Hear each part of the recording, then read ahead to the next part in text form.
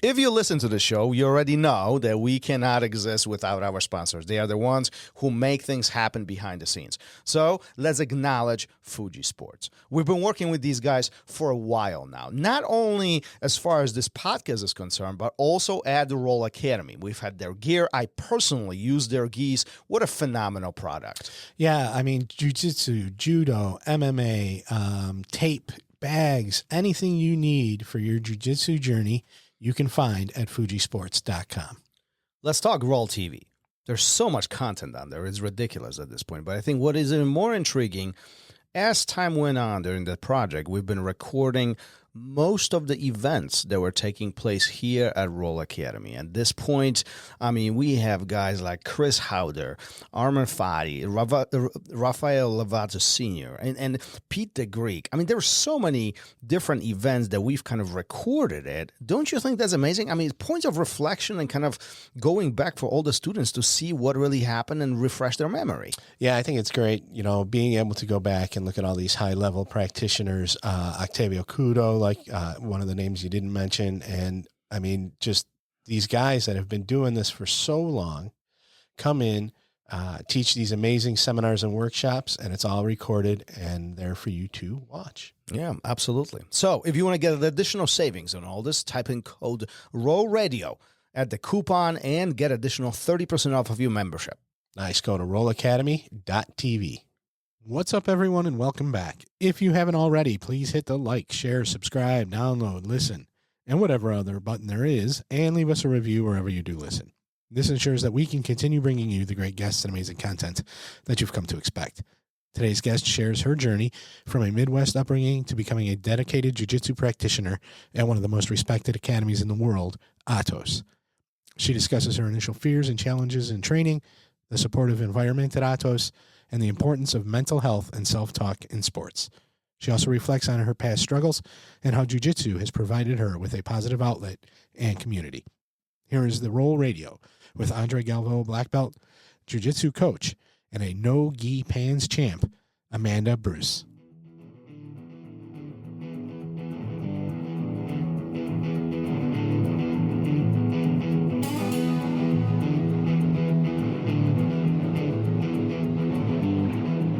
Welcome to RŌL Radio.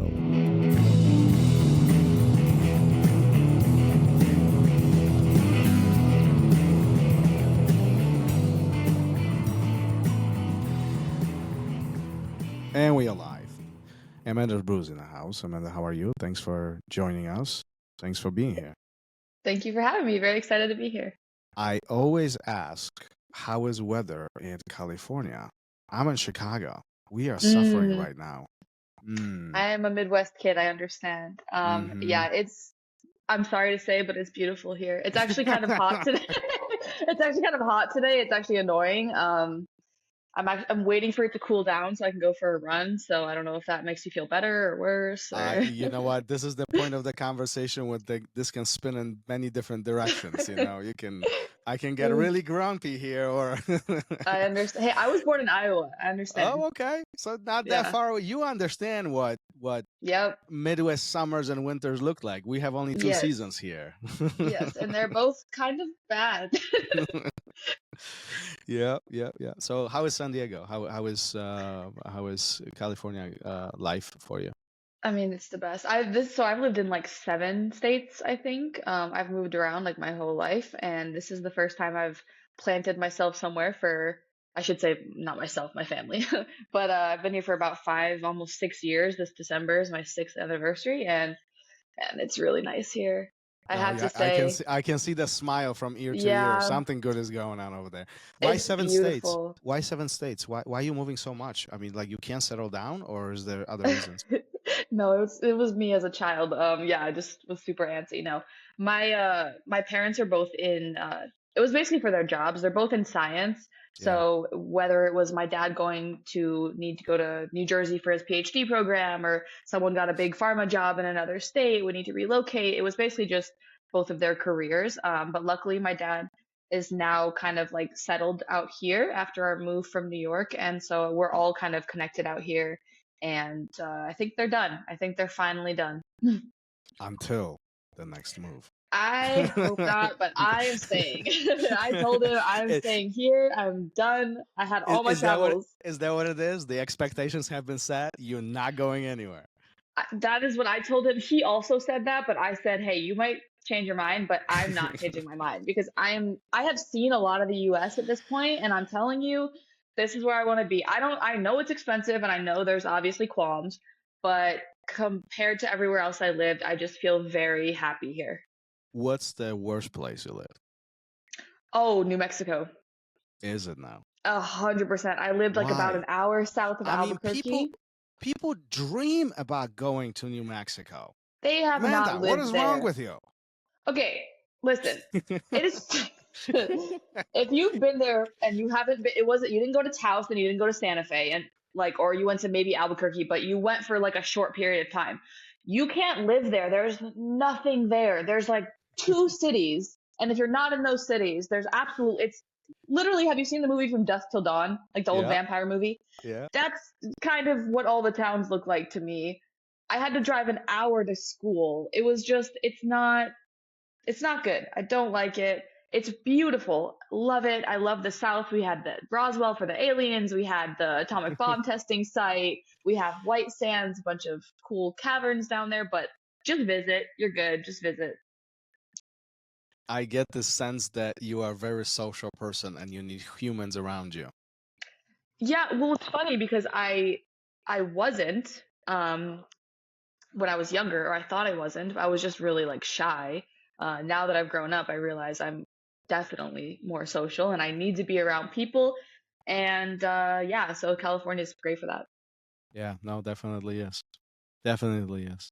What's interesting about your story is that you train at Atos under Andre Galvo, one of the toughest places to train. At least some claim that. What made you make that selection? Why Atos? Why not somewhere else? Why that space? So I first visited Atos. I'm not, oh, I know why. I was training in New York and I had gone down to Essential Jiu Jitsu, where JT's school. And so through him, I learned about Atos. I was very new in the sport still, so I kind of just learned about, Andre Galvo and all these things. And I visited California for Worlds, like my first IBJJF Worlds Championship. And I got to visit Atos, and I remember I went to train, and the first thing I noticed obviously was just the insane women's team. I mean, Angelica was teaching at this time, but I went in and I left crying from how difficult and hard the training was. But me, how I am, that was like, oh, I need to go here because I just got my butt handed to me. And I saw all this skill and all this potential, and I was so intimidated by it that I knew that doing something like that was going to take me to whatever, like the next level, whatever that was going to be for me. I knew it was that level of uncomfortability that was going to be a huge push for me. And so I went back to New York actually for another like year or two, and my dad randomly decided to move out here and randomly decided to move 15 minutes away from Atos. And he's like, do you want to move out with me now, or do you want to wait for your mom to come out? And I said, I'm going. Let's just do this. I had just started college. I was like, one semester in. I don't care. Let's book it. Let's go.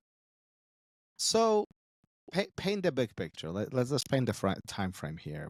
How much into jiu-jitsu are you when you're visiting Atos for first time? So I believe I was a blue belt. I must have been training for maybe 2-ish years. Okay.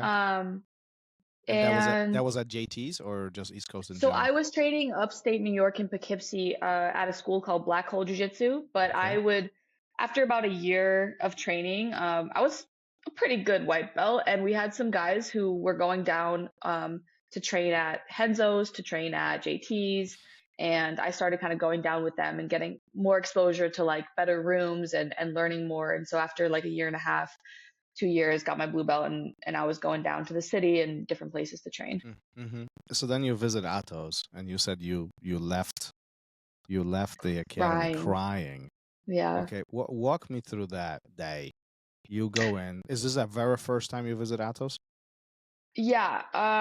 The very first time I visited, it was a weekend, and there wasn't really anyone there. There was one girl there who I ended up rolling with. And so then I came to the normal night class.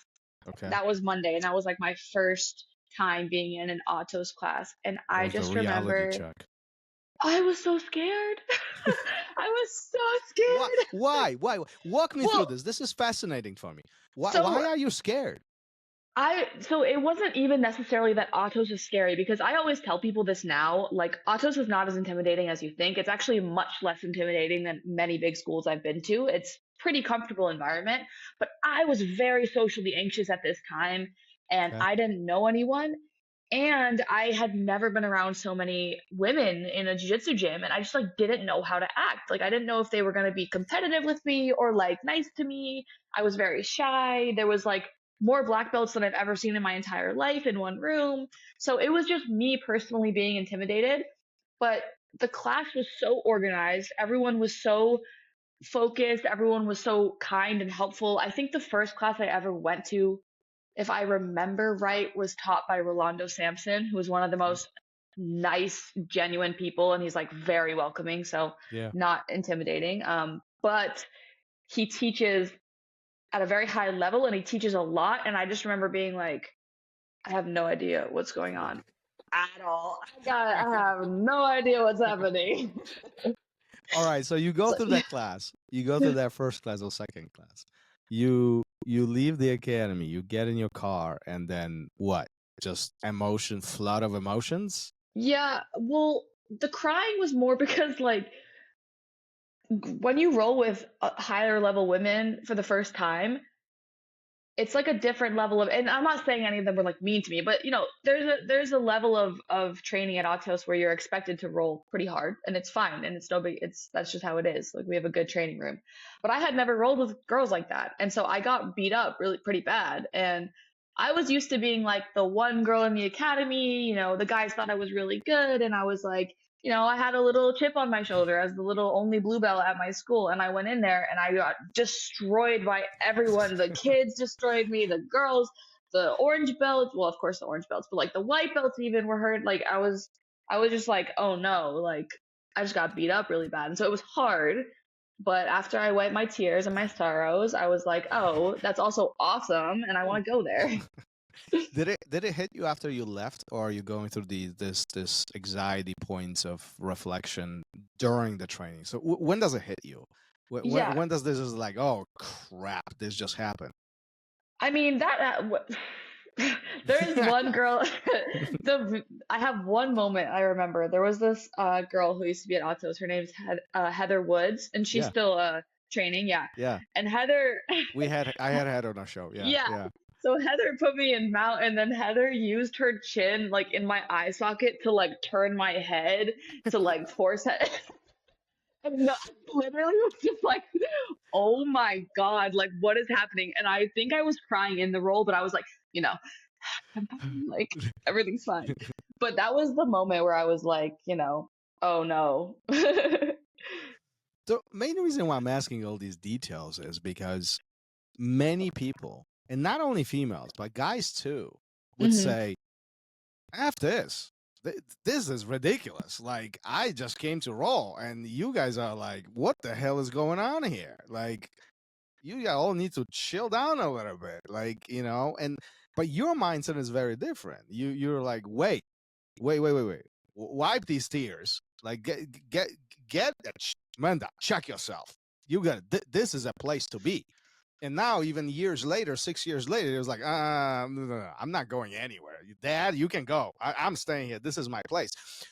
What is so fascinating? What is so magnetic about that environment where after one class, no matter what will happen, you just can't get away. You want to go back.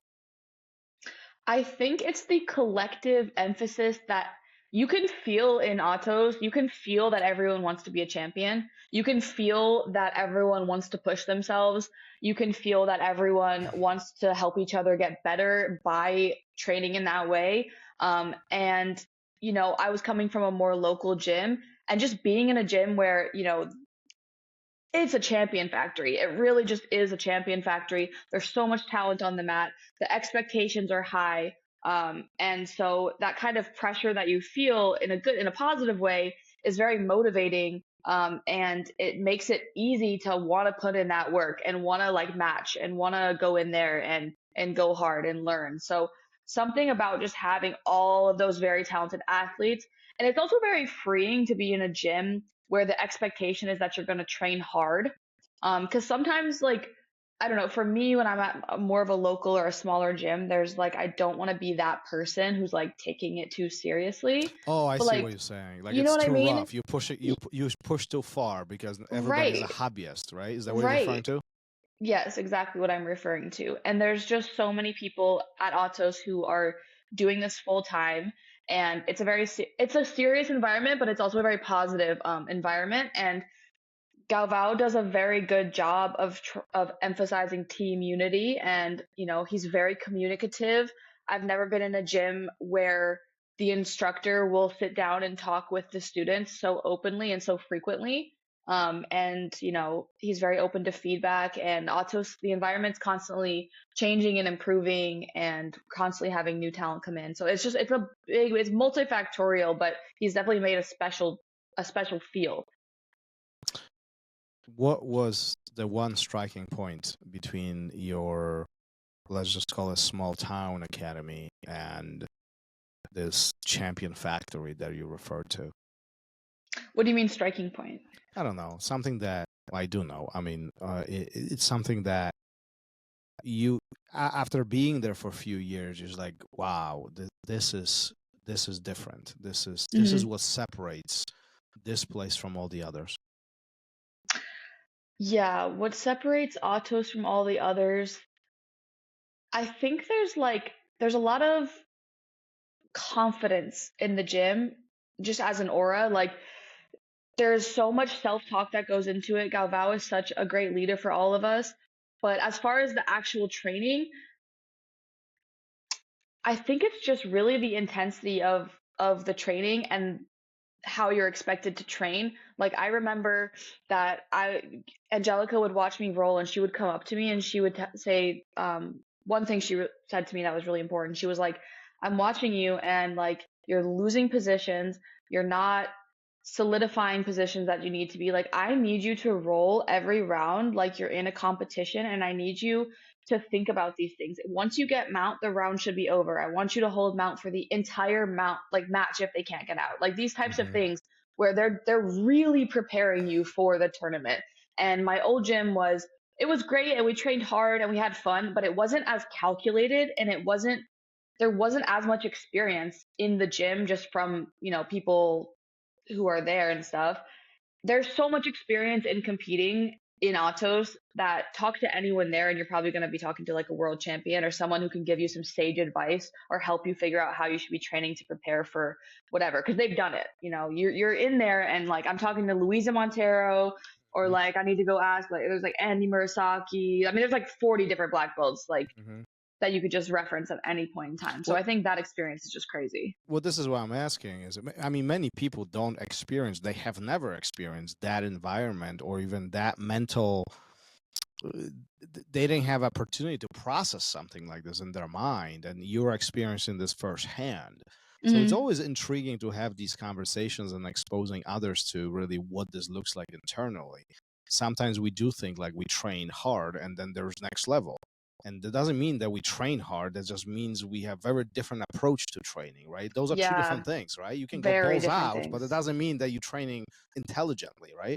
100%. Like, so a good example of that, I guess, is comp class. So for Worlds Camp, Galvao had like this entire Excel spreadsheet that would be, this is how we're going to train this day. He would pre-plan it like a month in advance. He had the whole camp already. When we came in that day, we didn't know what we were doing, but he had an entire plan already. So everything is very calculated. Everything is for a reason. It's not random. So of course we're training hard, but also there's modulation. We're not always training at the same intensity. We're not always doing the same things by any means. So I think that's kind of the next step.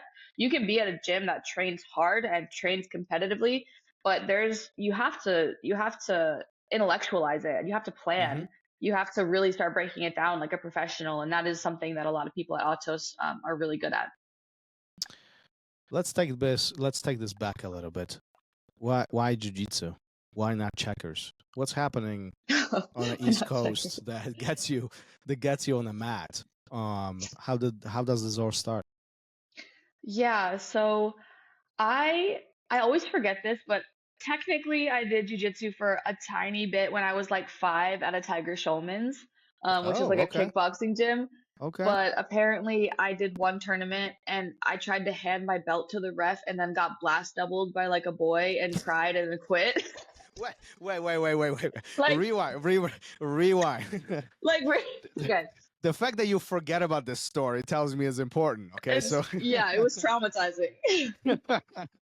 so you are 5. So I think I'm like 4 or 5. Okay.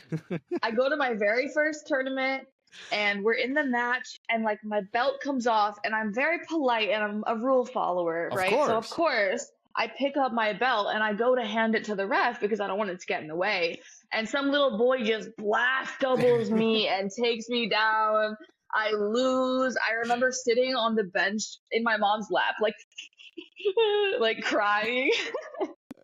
And I think I quit after that, but we also moved. So that was my microdose of jujitsu as a younger child. So we can say the start wasn't so smooth. There was a little roughness to all. Little roughness, yeah.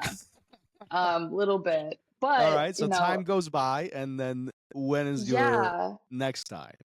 I actually, in Albuquerque, when I was about 12 or 13, my dad tried to get me to go start jiu-jitsu because he had done Krav Maga.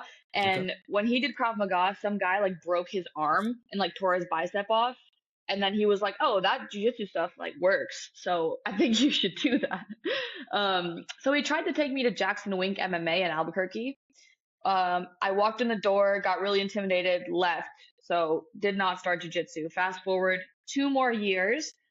The reason that I actually started jiu-jitsu was I was struggling very bad with anxiety, depression. I had an eating disorder at the time from like ages like 12 to like 15. And I really needed something to help me at that point.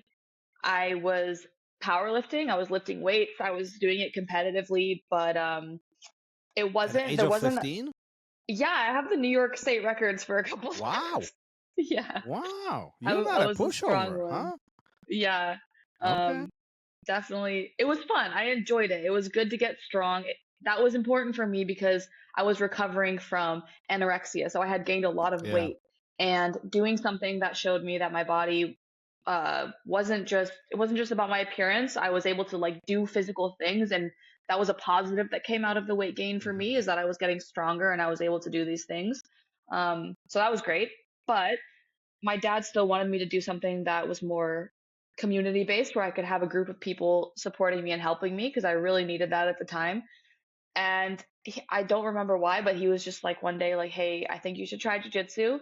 He looked up a place on Yelp. He picked a random place. I went to the academy, to the basics class. And since that day, that was the day. I went back every single day for years after that. I never stopped going. It was immediately, I was like, I'm doing this every day forever. No questions asked. What was so addicting about it? One, the endorphins that you get from jiu-jitsu, just like the working out part, felt really good. Just whatever it was felt really good. You know, I don't know why I would have liked it so early, because obviously like when you're new, you're just getting beat up. But I think what drew me to that particular gym was the instructor and a lot of other people there. I think I was 16. They really took me in. I think they saw how much I needed help, and they pretty much were like, hey, like you are our collective daughter now, and we are going to take care of you. Mm-hmm. And to be able to have a place I could go 1 to 2 times a day for like 2 hours and just have people be really kind and supportive, that was just something that I really, really needed at the time. So I was like, yeah, I want to be here. Let me ask you this. So the transition from powerlifting to jiu-jitsu takes place somewhat around the same time? I mean, you leave one for the other, or does one disappear and then you find jiu-jitsu as a replacement for it? Yeah, so I was still powerlifting when I started jiu-jitsu. I think I did my You were that last, girl. You were yeah, blasting everybody, huh? I was, dude, if I looked at my white belt matches from like my first tournament and I was just so strong. Like I did literally nothing. I was just big dogging these girls because I was very strong. Like I was 16 and my deadlift was like my deadlift wasn't great. It was like 290. My squat was like 260. My bench was like 160, which is kind of nuts for a 16-year-old I girl. just lost. We just lost like half of the guys listening to this. They're like, "Screw this! What is this Sorry, nonsense?" I'm weaker now. I'm weaker now. All right, but that creates a very interesting a point of conversation. So obviously, your physical attributes are at the highest at that point, and you are 16, so you are still developing as a human. Hmm. You discover jiu-jitsu, which most think about it as a technical approach to mechanics. However, Hmm. physicality is extremely important, Of right? course. So, are you using like pure strength your first year or two, or like are you noticing that the mechanics here are important, or are you trying to understand how to move around? Yeah, well, luckily I was training with so many guys mostly that it's not like I was able to like actually use my strength to a real advantage. It's just when I went to the competition and it was other girls in my weight class, then it was more apparent. But I was with so many guys that I was like forced to use technique. And also, I will give credit, my instructor was very technical and I'm a nerd. So I really did focus on technique and technical development a lot. I was also like, I was strong, but I had really bad cardio. I was just powerlifting. I had gone from being very, very, very underweight over a few years, being a little bit overweight. And Mm-hmm. so I was strong and terrible cardio, and like every time I remember I would like almost puke every single class, which is I think normal when you're starting anyway. Mm-hmm. It's just super taxing. But yeah, so I think I focused evenly on technical development, and I also had no choice because I was training with so many guys that they were like beating me up. Are you have you ever reflecting on these hills and valleys, if you will, or like these extremes, at least from as a third party listening to this, right? You go through um eating disorder, which it's Mhm. one extreme. Then you power lift, which many Mhm. would notice as that's another extreme, right? Mhm. Then you flip to the other side, jiu-jitsu. That I mean, that's being viewed as many view this as an extreme too, right? And then you're Yeah. talking about training twice a day. So it's not like, hey, I'm gonna hang out twice a week here. Peace, let me go. No, there is these points of um these spikes in heavy interest in one centralized area. Have you ever reflected why that happens? Why you going through that mentally? My theory is so I there's a lot of addiction in my family. And I think people who tend to be more prone to addiction tend to be the same people who get very, very obsessed with things Mm-hmm. easily, or they're very all or none. Mm-hmm. I've also struggled with some amount of, yeah, yeah, yeah. Yep. I've struggled with, I am sober for over 2 years now, but I struggle with alcoholism as well. And so the eating disorder, alcoholism, all of those things, I think they're the same thing in you. Whatever that thing is, it's the same. Any addiction is that, whatever that is it's just an internal thing. I always have found that when I find something that makes me feel good, I need a lot of it and I want it all the time. I don't know if I have dopamine deficiency. I don't know what that is, but I've just learned that, okay, I can't let it be something negative. I need it to be something positive. So when it's something like jujitsu, I'm like, okay, let's be addicted to this. That's fine as long as I'm obviously not hurting my body and also still able to be professional when it comes to like recovery and stuff like that. But yeah, I would you s- think, sorry, go would ahead. would you say that you're addicted to jiu-jitsu? Absolutely. Yeah, absolutely. I don't know if it's There a wasn't bad even a thing. second of thought in that one. I mean, it's yeah, there's no it's the only thing though I will say I've had a lot of little obsessions here and there. I was always that kid who had that one random hobby that I was like really obsessed with and then I would just like give it up. Jiu-jitsu is the one thing that I just have never fallen out of love with at all. I've always, since I started, it's always been like, I love this. Like, I've never been like, I'm going to quit. I've been negative and been like, oh, should I keep doing this? I feel like I suck. But it's not happening ever. Yeah, I get the sense that this will stick around for a while. Yeah. Is that one of the reasons why you study psychology? To understand why things happen, why we are the way how we are, why humans operate the way they operate? Yeah, I think if you go into any class, any psychology class at a college, you'll realize that there's a good portion of people there who wanted to get into psychology because they just want to figure themselves out. Hmm. It's almost like a self-study. Like, hey, I've been through all this. I want to figure out why this happened to me. I want to analyze why this happened to my mom or my brother or my sister. There's always something where I'm like, oh, I really wanted to figure out why this was happening. So it was definitely an innate curiosity.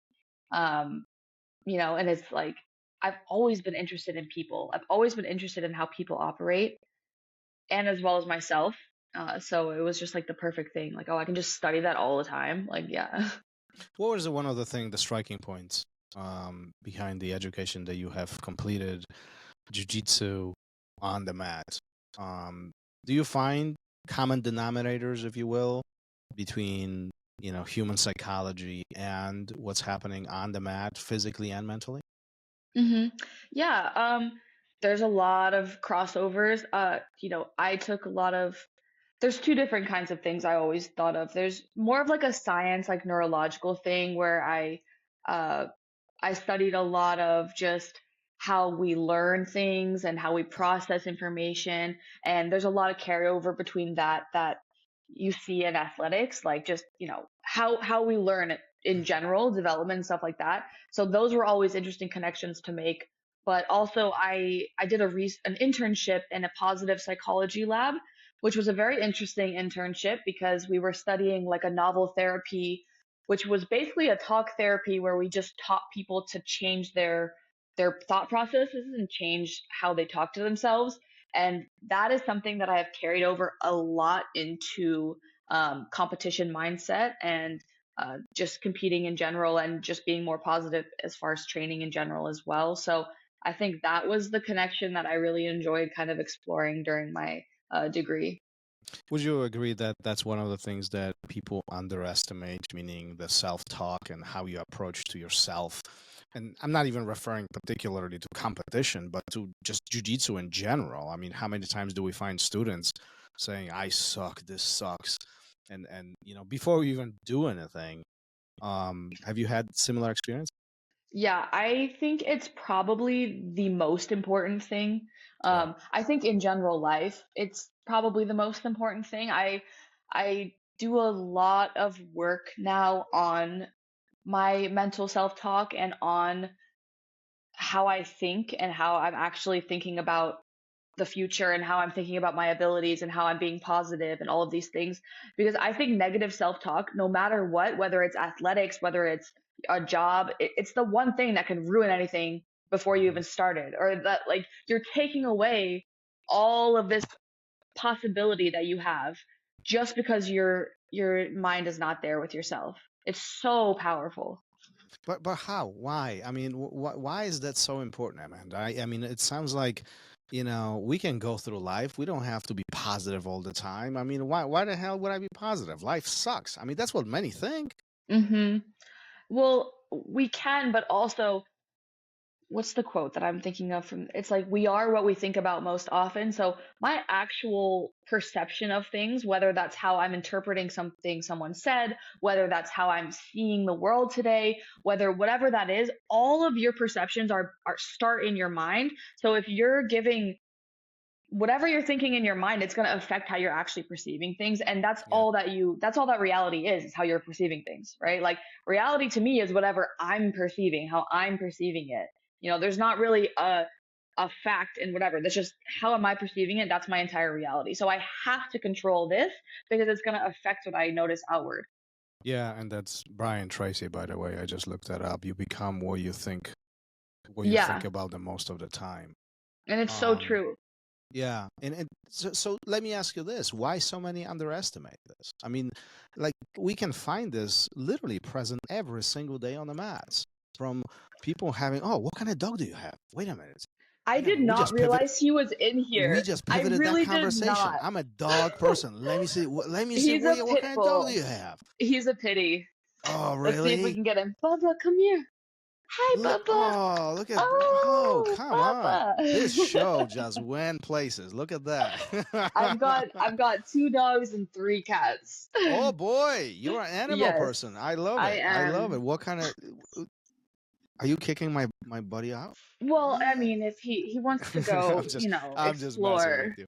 I'm just messing with I'll leave the option you. open See, for him. I completely got derailed. Now I don't Oh, even know what trust we were me, if my talking about. cat was in here, I would freak out because I have the cutest cats ever. Is that right? Yes. So why this is so difficult for us? I mean, why so many times so many students? Hold on. Let me take this different direction. When we start white belt, forget about rank. First year, we are oversaturated with information on the mat. There's Hmm. so much coming at us. We are highly stimulated. The adrenaline, dopamine, all this being just processed and within our brain, within our body, and we are highly stimulated. And then at some point, within that second or third year, we kind of start noticing, oh, I've done this before. Oh, I've know this already. I know this. Yeah, I don't have to do this. And this is the point where oftentimes people say, I hit the plateau. I'm getting bored and all the other Hmm. things. Life sucks. This is difficult. It's like I feel like this negative environment, this cloud just hovers over us until we get to that the heavy blue belt or maybe purple belt where we are like, oh, let me experiment with this, let me play with this Hmm. again, right? We go through these stages in jiu-jitsu. Why is it so hard for us to overcome or blow this black cloud away when we are in that dump? Why we look at this so negatively? And I could be wrong, but that's one of the main reasons why people quit. This is why people stop. Hmm. Yeah, I mean, I think it's definitely not something I think, of course, there's things in jujitsu that make it more likely for that to happen. But I think if you have a strong mindset going into it, that's less likely to happen. But I think jujitsu is often the place where you realize like how negative you might be thinking. Because Yeah. the thing about jujitsu is it's such an immediate response that you're getting. You know what I mean? Right? So like I know you I get have double this blasted when you lift the belt expectation. to the referee. I know. Yeah, I know. I'm still hurt about that. And I still think about it sometimes. I worry. But it's such an immediate thing because you can have a thought and then half a second later, like whatever is happening is happening. So it's such a immediate feedback loop that it's easy if you get stuck in a negative thought for it to continue and snowball. And it's one of those things like this morning, I had a bad training morning. I could notice the negative talk starting in my head. And then I noticed the more I let that go on, the worse I started training. Like it just snowballed into itself. Um, and it's one of those things where it's like it's you versus someone else too, right? So they have a lot of say in this, and they're also trying really hard. And I don't know why we're all so negative. I think we're just not used to being so bad at something as well.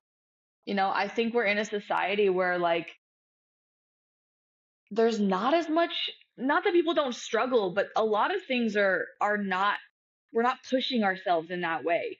I think it's one of the first places where I really went to and I was challenging myself in a really difficult way. And I just think it's not that common, and it's something you're just like faced with all of a sudden. Yeah. Yeah, I'm trying to process this, but you might be onto something. I mean, I feel like our Like lives in school is general, hard, but but like without pointing a finger or being disrespectful to anybody out there, I do mhm, believe that life is easier today than it was 10 years ago. yeah. And this is And I not think it's a consequence of our problem. say again. I think it's a problem actually. I think Well, it's yeah, hard. absolutely. Yeah. I mean, like 10 or 20 or 30 years ago, there was no cell phones, there was no Google, there was no AI, there was none of this. This conversation would have to take place in person because cell phones barely existed. And today, in some ways, technology makes our life easier, but I oftentimes wonder if the technology doesn't cripple us a little bit, and it kind of pulls us back, and it Yeah. creates this psychologically damaging loop of dependence on other things. And ultra comparison as well.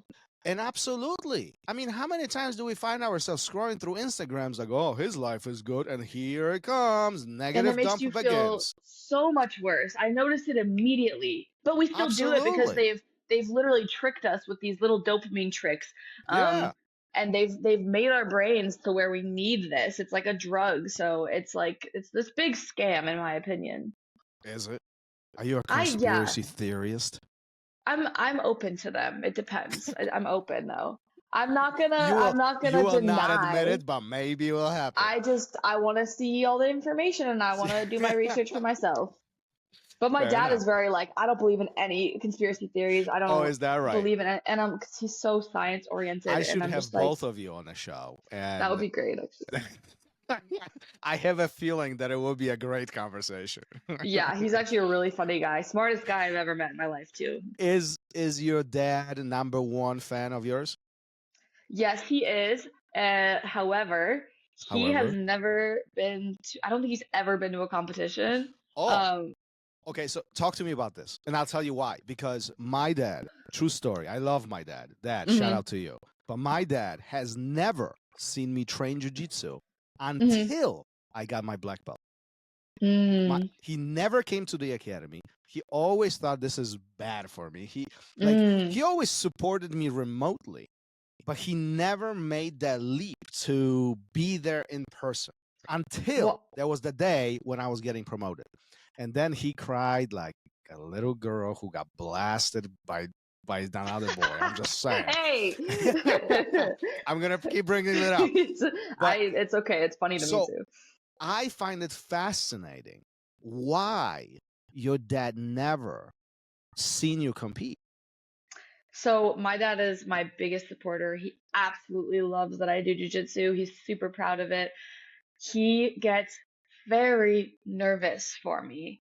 And he is very scared to see me get hurt. That's like one of his biggest fears, is he just like doesn't want to see me get hurt. And he doesn't want to bring his anxiety onto me. And like, he doesn't want to be there if he's going to be nervous, because he feels like it's going to like, I'm going to know he's nervous. And he gets so anxious that most of the times when I compete, he'll specifically take a nap as I'm competing and have my mom wake him up when the matches are done. Because he doesn't even want to be awake when they're going on. Wow. I mean, this has to be hard for him. He gets really nervous. My mom, though, on the other hand, she's fine. She'll be fine. She's all good. I competed with I had recovering from pneumonia one time, and she's like, she'll be fine. She's great. Like she is not worried at all, and she loves going. Is this where you got your genes from? That toughness, being Matt Bully and beating up all the boys and all that, and powerlifting is after your mom? My mother is a very strong woman. I mean, she was a professional fencer. She's very competitive. She is a very smart, well-educated woman. She is very competitive, and I definitely got a lot from her. And she's fearless too. Like she's fearless. She doesn't even have all the anxiety stuff I have. She's a strong woman. I really do think we should have all three of you now on a show. She's also hilarious. She's very funny. Like she's so I have this feeling I would awkward. just sit back and let three of you resolve things, and it would make Family the show dinners, on its own. I love family dinners with them because it's just us three too, and I live with them right now. And honestly, it's like I'm in a sitcom. I just love it. It's amazing. I love it. But all that has to create a very positive reflection point for you. I mean, you are an adult now. I'm pretty confident there was many goals in your mind that you're chasing, but there is no secret that you have accomplished quite a bit in your life already.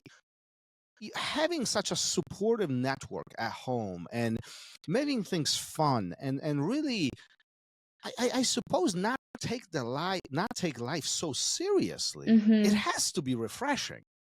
Yeah. I have struggled with taking things too seriously, but honestly, like my parents have been so helpful with that.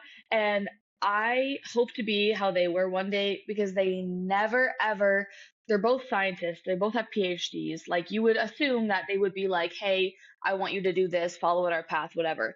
They have just, I'm their only child, and they have just given me unconditional love through every stage of my life. They have so much love for me, it could make me like cry right now. Like they're just the best. I'm Well, that's good. emotional. That's good. They're It's very okay. good. They're It's very okay. sweet. If you want to let a tear Yeah, go, that's fine. I'm they're okay very with that. sweet. I've been through a lot with them. Good. I mean, I that was support network is so important. a handful. You are. I feel like you're holding back on a story or two. I mean, no, just like through my dark times as a teenager, I was just a handful. I was just very emotional, always having problems. Like I was just a lot to deal with. Yeah. Yeah. I mean, the ups and downs of life. I can Mm-hmm. see how challenging that can be. Yes, but And I on made top of it, and I'm happy how everything turned out. well, good for you. And on top of this, you're an entrepreneur. You're Yes, building a business. You're building a brand. I am. Are you bored out of your mind, Amanda? What's going on here? I mean, some would say, listen, chill down a little bit. Like, I mean, you train hard. There is a success points, and you talk about, doing hard things and being happy and the balance of, health balance with our mind and our lives and all that. And then, yet on the opposite side, there's Amanda who can't stop moving. She's doing something all the time. Why you are so busy? Well, this I also get from my mother because this woman loves to work. She So I see where loves this is to going. We are work. blaming everything on mom today. Yes. No, but no, there's multiple reasons. Sometimes it can be a negative thing, right? Because Yeah. um, you know, ha- as someone who's dealt with a lot of like anxiety, it's more like sometimes if I'm not busy, I feel like I'm too stuck with my thoughts and I Mm-hmm. start to overthink and too much introspection and this type of thing. But on the other hand, a lot of it's very positive and I like to think I'm a smart girl. I like to learn. I love to learn, actually. Both my parents have fostered that. And they've also fostered, going out and just trying things and taking risks. And I've always just wanted to, I feel like we're so pressured to find out like what our path is, what we're supposed to do, what's our job. They've always told me to explore everything and try everything. And that's what I'm trying to do. Well, good for you. Good for Yeah. you. Do you ever sit down and do nothing? It's very hard. It's Is it? very Tell hard me for me. why. I have Tell to me be why. very tired. And that's it, because Um, I struggle the same thing. Like I have to be doing things. I have a hard time with sitting doing nothing, and I don't understand doing nothing. Like I have to be doing something. So I love talking to people who struggle or experience the similar train of thoughts. Why is it so hard for you to let go and just do nothing? part of it's I'm very type A and I have very high expectations of myself. And I always feel like when I'm relaxing, I'm like, there's something I could be doing right now to learn and get better. And I have the energy to do it, so I should do it. I've always pushed myself, sometimes a little too much. Like I graduated with a 4.0 um, from my bachelor's, and it wasn't anyone else telling me I needed to do that. It was just me doing that because I want to prove myself to myself. So I think that's kind of the reason is I just feel like I can always be getting better. And, that is something that I have to watch every now and then because it can create burnout if you're not careful. Of Yeah. course, it's obvious. Of course, it can create burnout if you're pushing yourself too hard. So I've lately in the last year been getting a little bit better to where I realize that rest and recovery is I have to schedule it all like as an activity. I have my Google calendars. Oh, I'm doing this, this, this. I need to rest. Okay, because this is the only way that I can recharge in order to actually do everything I need to. So I have to treat it like another task, if that makes sense. Yeah, no, believe me, I have nap time on my calendar. Otherwise, Yeah, it's not exactly. happening. And people laugh at me, but I was like, you don't understand this. This I is have how it has to. to be. Yeah. There Yeah. was some book I read that was sorry.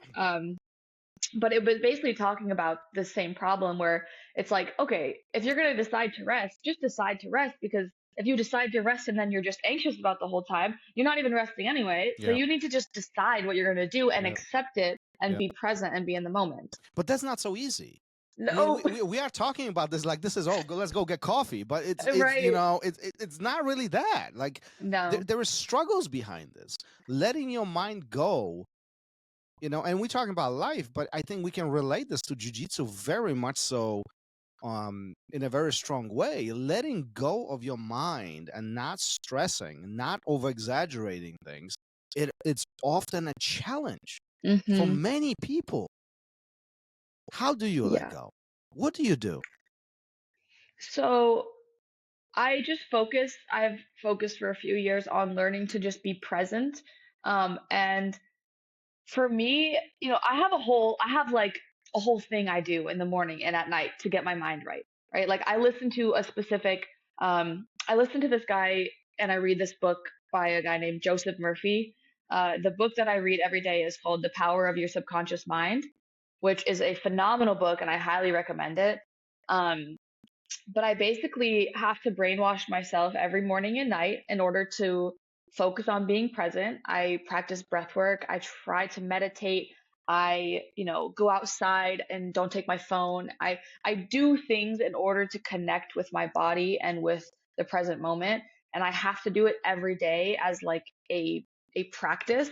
Otherwise, it gets very, very difficult for me very quickly. That's an old book. I just looked it up. I'm a It's an book old reader. book, yeah. I'm a book reader, so and I've never heard of this. I have It's definitely never read this. That's a it's with me every 1963. That's day. pretty old. Yeah, it's amazing. That era of, I guess I don't know if it's a self-help book. It's a little bit spiritual as well, but I've read a lot of these types of books about mindset and about the power of your how you think and what you think, and like you can say law of attraction and these things, and whether it's like spiritual or it doesn't really feel like real science, everything in there is definitely absolutely real science, and is backed up by modern psychology. It's just however you need to hear that message. That's why there's all these different books and all these different Hmm. people who talk about it. But at the end of the day, all of it's the same message. Yeah. Do you think all that is important on the mat when we train, Of spar, course. Yeah, compete? of course. Why mind is so important for us? I mean, end of the day, it's just two people plowing into each other. One is gonna Yeah, double leg the other one and blast them across the mat. You know what I mean? yeah. So, I mean, how you're thinking is going to affect every single moment in what you're doing. Am I going to go for this takedown? Am I confident that I'm going to do this? Am I feeling like I can't win this and therefore I'm not fighting as hard? You're going to have a totally different match if you go in with a positive, strong mindset versus if you don't. And I have noticed that so much over the years. And I think if you come down to it, you can have two even athletes and the one with a stronger mindset is always going to win. Yeah, that is You can true. overcome a lot. You can That, overcome a lot of, what you need to with the mindset. at which point should we start exercising this? I mean, is this day one type of thing, or is this Yeah. more of a point of discovery? And 6 months in, you start noticing struggles. That's when you should start really thinking about that. No, every day and from day one, because it's not just in jiu-jitsu, it's something that's going to manifest itself into your outer life as well. Mm. Do you think many people exercise that? Not really, I think, or not as much as they should. That's another reason I love Atos, is because I can tell the people there have this confidence, and a lot of them have their own practices, whether that's a spiritual practice or connecting with God or however it may be. But whatever it is, it's a practice that is fixing their mindset. I love it. Would you say that mindset is more important than training and physical approach? I think yes, obviously, of course, physical is important, but if you don't have the mindset, it's nothing you ever do is going to compensate for that. So I think it's more important. So let's step back here a little bit. There's tons of, thousands of white belts listening to it right now. Perhaps somebody started this week and listening to this conversation. And how should one approach all of this? Jiu-jitsu is so rich. It's so deep. It is confusing as hell. Mm-hmm. I mean, and us humans, we make it. I have this phrase that I use with my students often enough. Life is complicated. Don't make jiu-jitsu one. I mean, like, it's just, Mm-hmm. let's just simplify things here a little bit. Let's get our minds out of the way and just be clear about all of this. Let's focus, but how do we approach this jiu-jitsu thing? What's the right thing for somebody who's just starting today or this week? What should they be thinking about? What should they be focusing about? I think the most important thing when you're starting is to maintain a positive attitude, maintain a curious attitude. And when you start to analyze, how things are going at class or whatever it may be, act as an observer and try not to get too attached emotionally to outcomes, and really just detach from the outcome and view it through a lens of just curiosity, just acceptance that you're doing something that you don't know and that it's going to be difficult, and try to find the positives in it, try to find the benefits, like the connection with people, try to find the benefits of being able to learn something new, and just treat it with that kind of level of detachment. You don't want to get too invested with yourself, your sense of self. But I gotta tell you, Amanda, how the hell do we do that when you want to really choke somebody out, or you find yourself on the bottom, then they are just smashing you? How about if they are using their head or their chin against your eye socket and they are moving Mm-hmm. like, jokes aside, but I feel like this is easier said than done.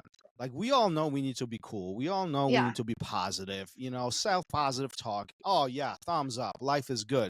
But when push comes to shove and we find ourselves in those compromised positions, are we really thinking that way? Are we really like trying to find the little golden nugget that was positive out of the sucking 7 minutes that we had on the bottom? Absolutely not in those exact scenarios. What I do, we all get frustrated. It happens. I train with a couple of really tough girls where sometimes I feel that, like, I start to feel that more of it. There's a level of aggression and then there's a level of technique. And sometimes I feel that scale getting tipped.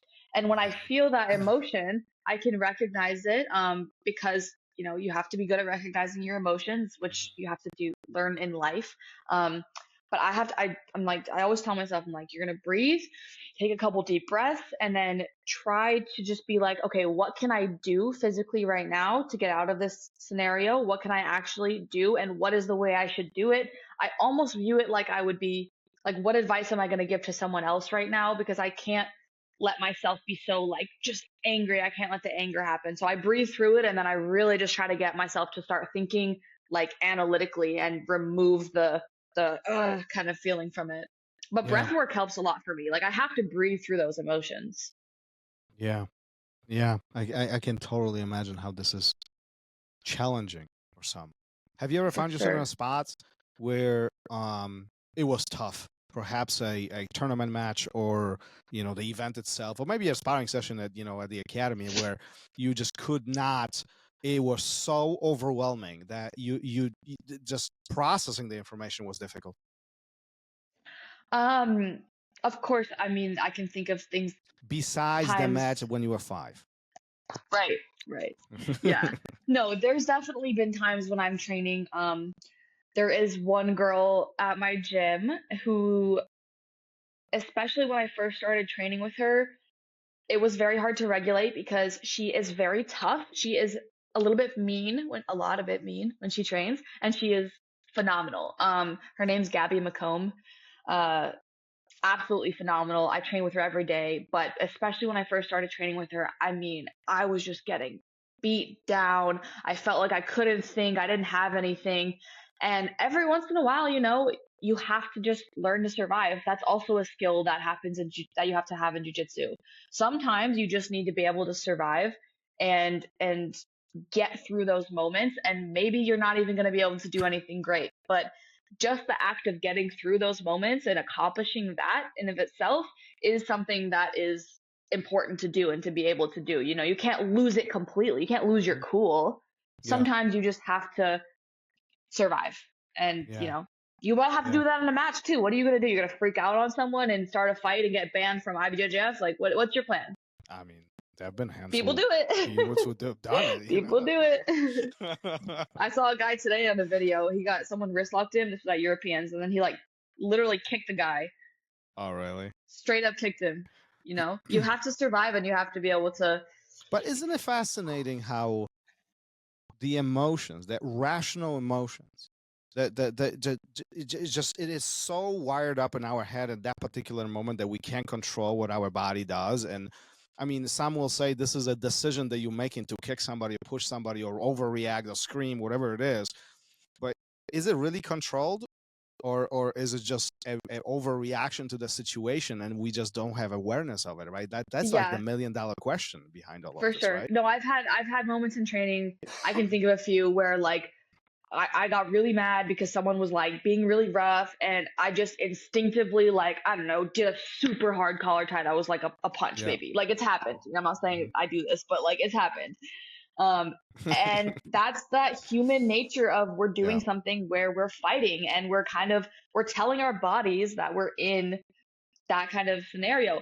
I will say though, I think that's more common to happen when you're newer, because you're not even used to that like physiological heightening that occurs when you're doing jiu-jitsu. Like when you first start going to class, you'll get an adrenaline dump just at class, right? But like over time, you kind of get used to like the heightened senses that you have when you're training jiu-jitsu, and it's not as intense.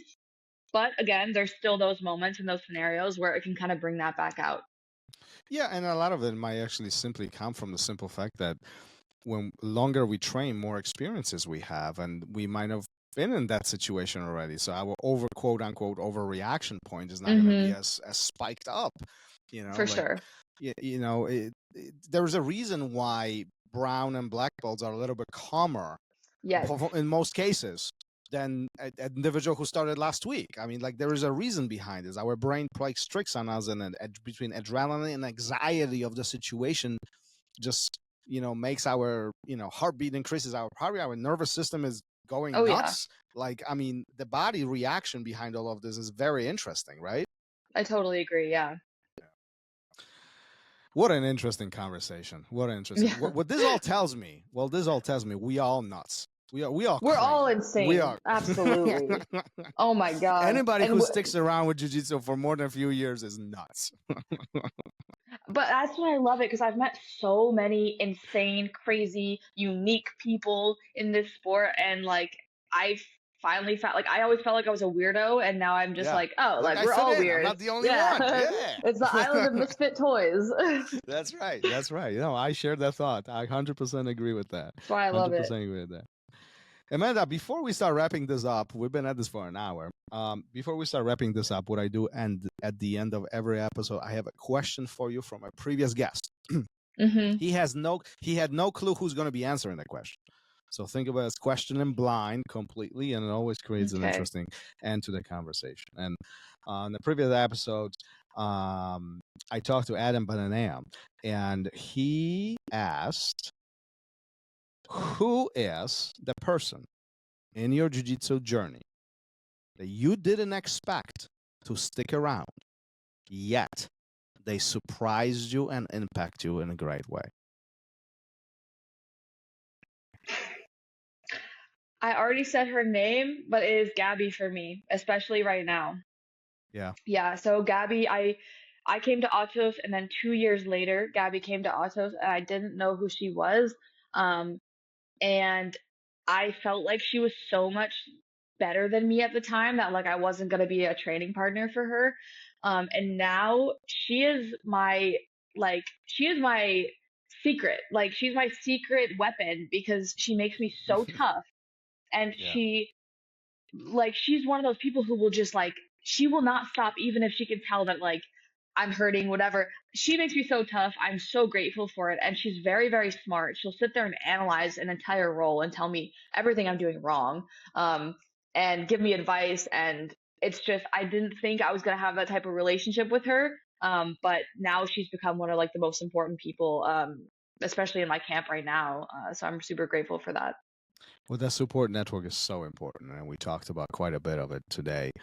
So I'm glad that you have that you found that person that you can really lean on. I mean, that's so amazing. Amanda, let's wrap this up for today. First, thank you for being here. Thank you for being vulnerable and really opening up and really sharing this story. I think there's so many people out there who really need to hear these stories and really need to hear that being a black belt, being accomplished, being successful really doesn't come without sacrifices. It doesn't come with just us waking up one day and life is beautiful. There's a lot of things that happen that nobody knows about. And many are afraid and concerned and not willing to open up. So I really appreciate you talking about some of the personal things that you went through your life. And I truly do appreciate you being on the show. If anybody wants to connect with you directly, is there ways, websites, social media? Where are you at? Yeah, so I am on Instagram at amandabruce.bjj. Bruce is with an S. I'm also starting my YouTube, so I have some videos on there. Oh, okay. And if you want to connect as far as like business email or anything like that, I have a link tree on my Instagram, so you can go there and connect with me. But Instagram is a great place to connect with me. Well, and we'll make sure to put all the links in the show notes of this episode. So if you guys want to connect with Amanda directly, please do it. And we'll include the clothing line that you are building, and you're a part of that, which we didn't have a chance to talk about much of it, but we'll make sure that we include all of that. So if you guys want to check it out, you want to support Amanda, you want to connect with Amanda, please do connect with her. What a brilliant mind. Amanda, one more time, thank you for being here. Thank you for opening up and having this conversation with me. And I'll be sitting back as I always do and just watching you grow and watching you do amazing things impacting Jiu-Jitsu community. Thank you so much. It was an amazing conversation. Really appreciate you having me on. Absolutely. Thank you for listening to RŌL Radio. If you enjoyed the show, don't forget to leave us a review and help us make the show even more amazing. For future episodes, check out our website and follow us on all major podcast platforms. Take care.